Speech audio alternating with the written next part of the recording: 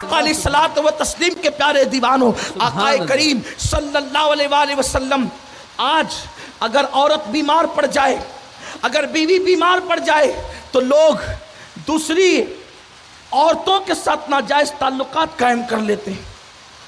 اگر عورت 3 4 5 بچوں کی ماں بن جائے، اس سے توجہ ہٹا کر کئی اور لوگوں کی توجہ ہو جاتی ہے۔ مگر قربان جائیں، اللہ کے حبیب صلی اللہ علیہ وآلہ وسلم نے اپنی بیویوں کو بعد وصال بھی فراموش نہیں فرمایا، اپنی ازواج کو بعد وصال بھی فراموش نہیں فرمایا۔ حضور کی ازواج نے جتنا حضور سے پیار کیا ہے، اس سے بہت بڑھ کر اللہ کے حبیب علیہ السلام نے اپنی ازواج مطہرات سے پیار کیا ہے۔ آئیے یہاں پر اب میں حصول برکت کے لیے حضور علیہ السلام کی پہلی مقدس زوجہ، ہم سب کی امی جان، ام المومنین سیدہ طیبہ طاہرہ جناب خدیجۃ الکبریٰ سلام اللہ علیہا کا ذکر کرنا چاہتا ہوں۔ سیدہ خدیجۃ الکبریٰ کی منقبت اس وقت پڑھنے کا ٹائم نہیں، بس میں صرف اتنا ہی پڑھنا چاہتا ہوں کہ سیدہ کائنات، ملکہ فردوس بری، مخدومہ کائنات سیدہ فاطمۃ الزہرا، جس کے بیٹے جنتی جوانوں کے سردار، جس کا شوہر ولیوں کا سردار، جس کا بابا نبیوں کا سردار، وہ فاطمۃ الزہرا جس کی بیٹی ہے، اسے خدیجۃ الکبریٰ کہا جاتا ہے۔ اور اس حدیث کی روشنی میں الجنت تحت اقدام الامہات، جنت تمہاری ماں کے قدموں کے نیچے ہے۔ ہم سیدہ فاطمۃ الزہرا کو دیکھتے ہیں کہ ان کے آنے پر سید الانبیاء کھڑے ہو جاتے ہیں، ان کے ہاتھوں کو چومتے ہیں، ان کی پیشانی کو چومتے ہیں اور کہتے ہیں فدا کے امی و ابی یا فاطمہ۔ ہم سوچتے ہیں اللہ کا آخری نبی اپنے ماں باپ جس پہ قربان کرتا ہے وہ فاطمۃ الزہرا ہے۔ جنت جس کے بیٹوں کی مشتاق ہے، جنت جس کے شوہر کی مشتاق ہے، جنت جس کے بابا کی مشتاق ہے، جنت جس کی مشتاق ہے۔ سب سے پہلے عورتوں میں جو جنت میں جائے گی وہ فاطمہ، جس کی اونٹنی کی نکیل مریم کے ہاتھ میں ہوگی وہ فاطمہ۔ اللہ اکبر، جس کے وجود کو چلتا دیکھ کر سیدہ عائشہ صدیقہ نے کہا انہیں چلتا دیکھ کر مدینے والے مصطفیٰ کا چلنا یاد آتا تھا، ان کی سخاوتوں کو دیکھ کر مدینے والے مصطفیٰ کی سخاوت یاد آتی تھی، ان کی صورت کو دیکھ کر مصطفیٰ جان رحمت کی صورت یاد آتی تھی، ان کو گفتگو کرتا دیکھ کر مصطفیٰ جان رحمت کا تکلم ریز ہونا یاد آتا تھا، ان کو تبسم ریز دیکھ کر مصطفیٰ جان رحمت کے تبسم کو لوگ یاد کر لیا کرتے تھے۔ اس سیدہ طیبہ طاہرہ خاتون جنت کو دیکھ کر لوگ کہتے ہیں اس عورت کی شان کیا ہوگی جس کے بارے میں صحابیات کہتی ہو کاش ہم عورت نہ ہوتے، فاطمہ کے سر کا بال بن جاتے۔ وہ سیدہ فاطمہ کا مقام ہے، لیکن فاطمہ کی جنت جس کے قدموں میں ہے اسے خدیجۃ الکبریٰ کہتے ہیں۔ نعرہ تکبیر، نعرہ رسالت، نعرہ حیدری، سبحان اللہ سبحان اللہ۔ حسنین کی امی کی جنت، جنتی جوانوں کے سردار سیدہ فاطمۃ الزہرا کے بیٹے ہیں، ان کی جنت جس کے قدموں میں ہو۔ اگر حدیث نہ ہوتی تو شاید یہ بات کہنے کی کم سے کم میں تو جرأت نہ کرتا، لیکن حضور کی حدیث الجنت تحت اقدام الامہاتکم، کہ تمہاری جنت تمہاری ماں کے قدموں کے نیچے ہے۔ وہ سیدہ خدیجۃ الکبریٰ جس کو عرش سے خدا سلام بھیجے، حضور کی بیوی، حضور کی پہلی زوجہ، اللہ کے حبیب علیہ الصلوۃ و تسلیم کی وہ مقدس زوجہ، پورے مکے میں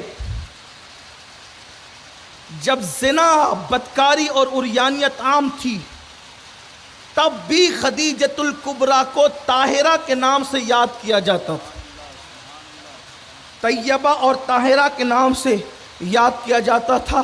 جتنی طاہرہ تھی اتنی مالدار بھی تھی، ان سے بڑھ کر مکے میں کسی کے پاس مال نہیں تھا، لیکن خود سے پیشکش کی تھی، اللہ کے نبی صلی اللہ علیہ وسلم کے ساتھ نکاح کے لیے، اور پھر نکاح ہوا، اور نکاح کے بعد 15 سال تک اللہ کے نبی صلی اللہ علیہ وآلہ وسلم کی زندگی کو بہت گہرائی کے ساتھ اسٹڈی کیا، اس لیے کہ خدیجۃ الکبریٰ کوئی ان پڑھ اور جاہل عورت کا نام نہیں تھا۔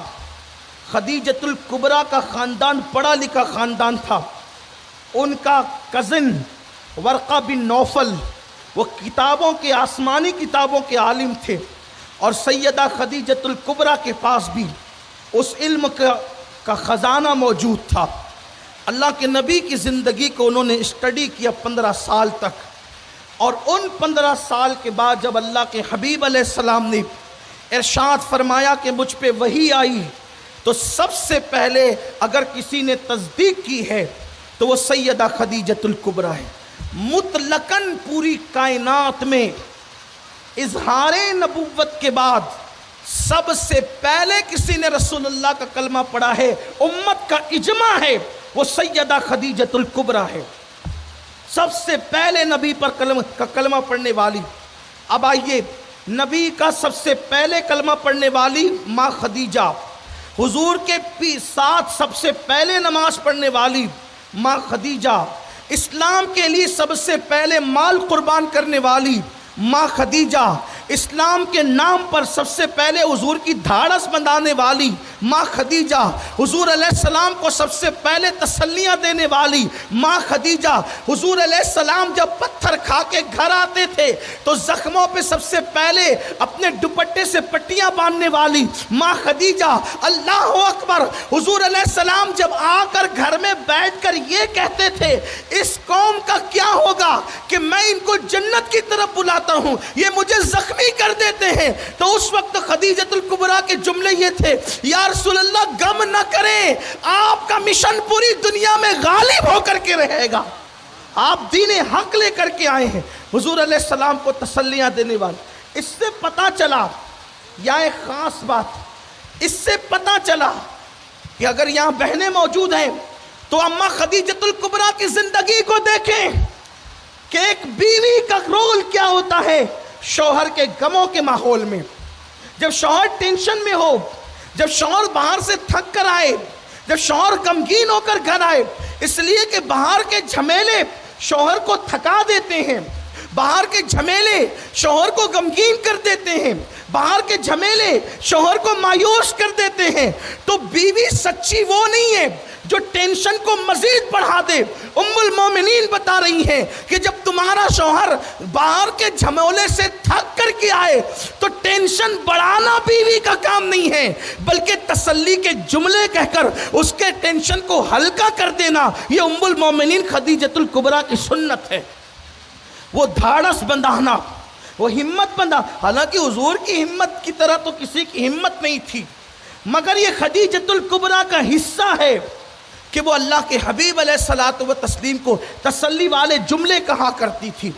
پھر اس کے بعد میں یہ جو کہنے لگا کہ بیویوں کو ہم سمجھتے کیا ہیں، بیمار ہو گئی یا 4-5 بچے ہو گئے، 3-4 بچے ہو گئے، تو جوانوں کا حال یہ ہے، جملے سخت ہو تو معاف کر دینا، جملے سخت ہو تو معاف کر دینا، لیکن حقیقت ہے 3-4 بچے ہو جائیں دلچسپی نہیں رہتی، اور ایسے پھرتے ہیں گلیوں میں جیسے کتا چھچڑے کے لیے پھرتا ہے، ادھر تاک ادھر جھانک، ادھر نظر ادھر نظر، یہ حالتیں، یہ کیفیت ہے۔ لیکن ایک بیوی کی محبت اللہ کے حبیب علیہ الصلوۃ والتسلیم نے کیسے کر دکھائی ہے۔ حضور علیہ السلام نے پہلی بات تو اتنی محبت کی کہ ان کی موجودگی میں دوسرا نکاح نہیں فرمایا۔ ان کے وصال کے بعد جب دوسرے نکاح بھی کیے تو اللہ کے حبیب صلی اللہ علیہ وآلہ وسلم کثرت کے ساتھ اگر کسی کا ذکر کرتے تھے تو وہ ام المومنین سیدہ خدیجۃ الکبریٰ کا ذکر کرتے تھے۔ ام المومنین حضرت عائشہ صدیقہ سلام اللہ علیہا، ہم سب کی امی جان کہتی ہیں کہ مجھے غیرت آتی تھی، غیرت، کہ میرے سامنے حضور علیہ السلام ان کی کتنی تعریف کرتے ہیں، اور کبھی کبھی مجھے غصہ آ جاتا ایک دن میں نے کہہ دیا کہ یا رسول اللہ صلی اللہ علیہ وآلہ وسلم، اللہ نے آپ کو اس عورت سے بہتر بیویاں عطا کر دی ہیں، آپ کیا اس سرخ گالوں والی، سرخ رخسار والی ایک بڑھیا کا ذکر کرتے ہیں؟ یہاں ام المومنین کی ذہانت کو سلام کرتا ہوں، حضرت عائشہ صدیقہ کی ذہانت کو سلام، سرخ رخسار والی بڑھیا کہہ کر حضرت خدیجۃ الکبریٰ کے حسن کو سمیٹ دیا ہے۔ اس سے سیدہ خدیجۃ الکبریٰ کا حسن بھی بیان ہو رہا ہے کہ عام طور پہ بڑھاپے میں سرخی نہیں رہتی۔ جو لوگ یہ کہتے ہیں کہ ام المومنین گستاخیاں کرتی تھی، اگر محبت کی نظر سے دیکھو تو گستاخی نہیں تھی، وہ حقیقت بیان کر رہی ہے۔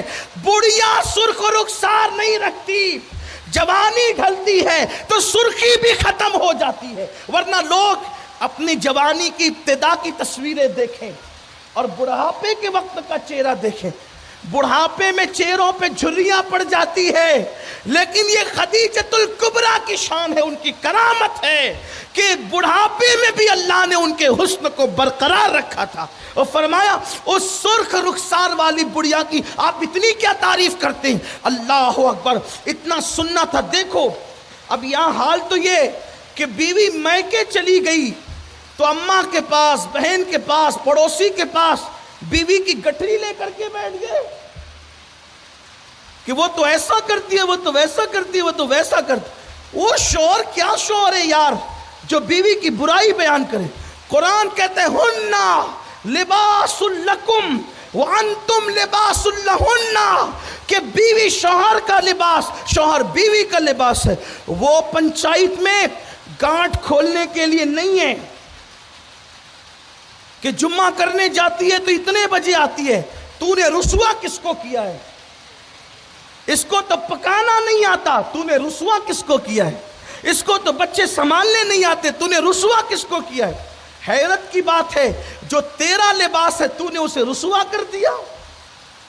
بیویاں رسوا کرنے کے لیے نہیں ہیں، انہیں رسوائیوں سے بچانے کے لیے بیویاں ہیں۔ میں یہی عرض کرنا چاہتا ہوں آج کی محفل میں کہ عورتوں کو صرف جنسی تسکین کا ذریعہ سمجھ لیا گیا، ورنہ ایک شوہر بیوی کی پنچایت بٹھائے، مجھے سمجھ میں نہیں آتی بات۔ اور دوسری طرف یہ بھی کہوں بیوی شوہر کی پنچایت بٹھائے، مجھے یہ بھی سمجھ میں نہیں۔ پڑوسیوں کے لیے پنچایتیں بیٹھتی ہے، میاں بیوی کے معاملات کے لیے پنچایت نہیں بیٹھتی۔ یہ کیا چھچورا پن کھول رکھا ہے کہ معاذ اللہ شوہر پنچایت میں بیوی کے عیب بیان کرے اور بیوی شوہر کے عیب بیان کرے؟ نہیں، ارے عیبوں کو چھپانے والے کو لباس کہتے ہیں، اور قرآن نے بیوی کو لباس کہہ کے اور شوہر کو لباس کہہ کر بتا دیا کہ کامل بیوی اور کامل شوہر وہ ہے جو ایک دوسرے کے عیوب بیان نہ کرے۔ تو ام المومنین اماں عائشہ صدیقہ نے کہا کہ آپ اس سرخ رخسار والی بڑھیا کی تعریف کرتے ہیں؟ اللہ کے رسول علیہ السلام فرماتے ہیں عائشہ سنو، اب خدیجہ کے بارے میں ایسی بات نہ کرنا۔ حضور جلال میں آگئے، فرمایا سنو، تم کہتی ہو کہ میں خدیجہ کی تعریف اور ان کا ذکر کیوں کرتا ہوں؟ فرماتے ہیں جب لوگوں نے مجھے جھٹلایا تو خدیجہ نے میری تصدیق کی، جب لوگوں نے اللہ اکبر مجھے محروم کیا خدیجہ نے اپنے مال کے ذریعے سے میری مدد کی، جب لوگوں نے میرے دل کو جو ہے وہ تکلیفیں پہنچائی اپنے محبت بھرے جملوں سے مجھے تسلیاں دی۔ اور سنو عائشہ، اللہ نے مجھے جتنی اولادیں عطا کی ہے وہ سب کے سب خدیجۃ الکبریٰ کے بطن سے عطا کی ہے، آئندہ خدیجہ کے بارے میں مجھے غمگین نہ کرنا۔ اس وقت ام المومنین کہتی ہیں میں گھبرا گئی اور میں دعا کرنے لگی اللہ تیرے نبی کے جلال کو ٹھنڈا کر دے، کہیں میرے خلاف کوئی وحی نازل نہ ہو جائے۔ اور حضور علیہ السلام اتنی محبت فرماتے تھے ام المومنین حضرت خدیجۃ الکبریٰ سے کہ وصال کے بعد بھی جب حضور علیہ السلام کے گھر میں کبھی جانور بکری وغیرہ ذبح ہوتا تو حضور علیہ السلام وہ بکری کا گوشت اپنے گھر میں پکانے سے پہلے خدیجۃ الکبریٰ کی سہیلیوں کو وہ گوشت پہلے کن کو؟ سہیلیوں کو۔ یا تو بیوی مر جائے تو اس کے ماں باپ سے بھی تعلقات ختم ہو جاتے ہیں، نہیں رکھتے لوگ تعلقات ختم کر دیتے ہیں۔ حالانکہ جس سے محبت ہو بعد موت بعد وصال، وہ جن سے محبت کرتا تھا ان سے محبت کرنے کا حکم ہے، تاکہ اس کے ذریعے سے اس کی روح کو تسکین نصیب ہوتی ہے۔ لیکن لوگ ایسا نہیں کرتے۔ آپ دیکھ لیں بہت سارے ایسے خوش نصیب ہے، بیچارے خوش نصیب ہی کہوں گا اور کیا کہوں گا، کہ جن کی بیویاں انتقال کر گئیں، لیکن انہوں نے اپنی پہلی سسرال سے رشتے توڑ دیے۔ یہی تو ہوا، کوئی تعلق ہی نہیں رکھا۔ یہ کوئی وفا نہیں ہے، اس کا مطلب ہم خود غرض ہوئے ہیں۔ اس کے بعد آپ پھر دیکھیں، آپ توجہ کرتے چلیں، بیوی سے نکاح ہوا، غریب تھا، مفلس تھا، گمنام تھا۔ اکثر ہم نے دیکھا ہے کہ نکاح کے بعد گمنام لوگوں کو نام ملتا ہے۔ اکثر دیکھا غریبی دور ہوتی ہے، برکت ملتی ہے۔ تب کیا ہوا؟ بیوی کے ساتھ 10 سال 15 سال 20 سال 25 سال گزاریں گے، پھر تھوڑا سا مال آیا، اب وہی بیوی اس کو بری لگنے لگی، یار اس کو تو پکانا نہیں آتا، 25 سال پہلے کیوں نہیں کہا تھا اس کو پکانا نہیں آتا، اب 25 سال کے بعد تجھے ہوش آیا ہے؟ یار اس کی زبان بڑی دراز ہے، بہت منہ چلاتی ہے، 15 سال کے بعد ہوش آیا؟ آپ میری بات سمجھیں، بیوی استعمال کر کے ٹیشو کی طرح پھینک دینے کی چیز نہیں ہے۔ بیوی کے ساتھ منافقت نہ کرو، اپنی عورتوں کے ساتھ منافقت نہ کرو۔ اگر وہ تمہارے ساتھ سچے دل سے محبت کرتی ہے تو تم بھی اس کے ساتھ سچے دل سے محبت کرو، اس کے دل میں اترنے کی کوشش کرو۔ اللہ کے حبیب علیہ السلام نے ہمیں یہ اسوہ عطا فرمایا ہے۔